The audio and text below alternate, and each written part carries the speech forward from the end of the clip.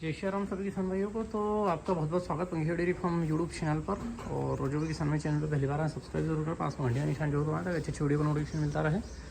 तो सीधा लाइव अपने फार्म पे से और कुछ जानकारी देना चाहूँगा कि ये वाली गाय के बारे में मैंने एक वीडियो डाला था कि इसकी पूरी पहले डिटेल बताता हूँ मैं आपको। इसको बराबर 2 महीने हो गए जने को। 15 तारीख को जनी थी, आज से 2 महीने पहले। तो 15 से 15 1 महीना और फिर 15 2 महीने इसको बराबर हो चुके हैं जने को। और इसकी ये बछिया जो सामने दिख रही है ये 2 महीने की बछिया हो गई है, ठीक है। अब 2 महीने मतलब जब इसका 1 महीना के आसपास हुआ था, जब इसने डिस्चार्ज करा था बिल्कुल कांच की तरह। अब सेकेंड वाली जब इसकी हीट आई तो इस हीट पे मैं, जैसे कि मेरी प्रोसेस है, मतलब हमारे यहाँ का जो नियम है उस हिसाब से मैं जो सीमन डलवाता हूँ उसके पहले क्या है कि इनको बच्चादानी के अंदर मेट्रीसेफ दवाई डलवा लेता हूँ।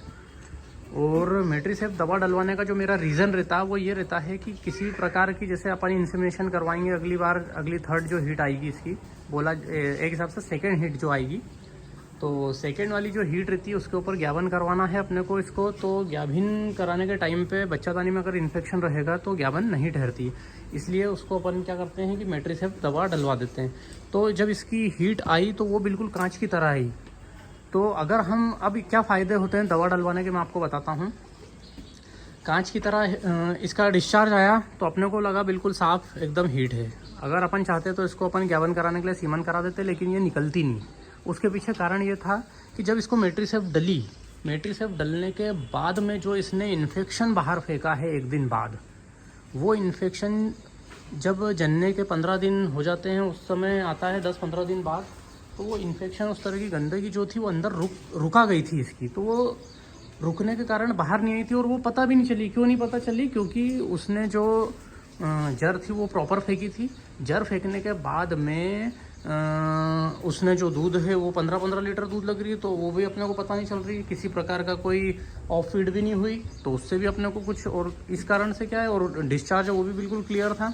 तो उस हिसाब से जो है इसने बिल्कुल व्यवस्थित डिस्चार्ज डाला, बिल्कुल कांच की तरह ट्रांसपेरेंट। तो अपने को लगा कि यार सही साठ है अभी, लेकिन फिर भी हमारी प्रोसेस के हिसाब से, जो हमने प्रोसेस बना रखी उस हिसाब से हमने इसको दवा डलवाई। तो दवा डालने के बाद जो अंदर रुका हुआ था, वो रुका हुआ जो मलबा था वो बाहर निकला।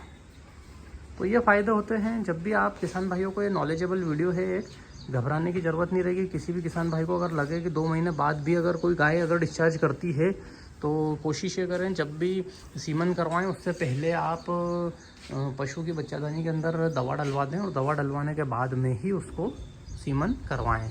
तो उससे निकलने के चांसेस जो रहेंगे वो बहुत ज़्यादा हो जाएंगे। तो इस तरह से आप सीमन करवाना। और अब वो जो डिस्चार्ज था वो बहुत ज़्यादा डार्क और रुका हुआ इन्फेक्शन था, इसलिए मैंने अपनी सेफ्टी के लिए, पशु की सेफ्टी के लिए अपन ने उसको सेफ्टी फॉर सोडियम इंजेक्शन भी लगा दिया मैंने उसको, और एक मेग्लूडाइन भी दिया है। वो मेग्लूडाइन इसलिए दिया है क्योंकि अंदर बच्चादानी में इसके सूजन होने के कारण। क्योंकि जब मैंने इसको दवा डलवाई थी डॉक्टर के माध्यम से, तो डॉक्टर ने बोला था कि इसकी बच्चादानी के अंदर सूजन भी दिख रही है। तो इस कारण से अपन ने इसको जो है मेग्लूडाइन लगाया जिससे सूजन उतर जाएगी। सेफ्टी फॉर सोडियम 1 लगाया है अभी। कोशिश में ये करूँगा कि इसको 24 घंटे से पहले एक बार और रिपीट मार दूँ ताकि इन्फेक्शन किसी प्रकार का ना रहे। पूरा इन्फेक्शन ख़त्म हो जाएगा तो शायद हो सकता है ये 15 से और आगे भी बढ़ जाए दूध पे, लेकिन हम संतुष्ट हैं उससे, उससे कोई दिक्कत नहीं है। तो आगे की जानकारी और देते रहेंगे। एक इसकी जो मैंने अभी कुछ दिन पहले एक रील डाली थी कि ये कौन सी नस्ल की है, तो मैं बताना चाहूँगा आपको इस वीडियो के माध्यम से कि ये जो बछिया है इसकी जो मदर है वो तो हमारी घर की है, वो वाली वाइट ब्यूटी जो दिख रही है। लेकिन इसका जो फादर था, मदर तो HF हो गई, इसका जो फादर था वो भी मेरे घर का था। वो मैंने आज से बहुत टाइम पहले बड़ा किया था। और जब स्टार्टिंग की हमारी गायें थी, इसका जो फादर था इस केडी का, उसकी जो मदर थी वो गिरलेंडो थी, और वो बहुत भारी भरकम ऊंची गाय थी। HF और कीर का क्रॉस थी वो। तो इसके अंदर भी वही अंश है। इसके फादर जो था वो तो क्रॉस ब्रीड ही था, उसकी मदर जो थी वो गिरलेंडो थी।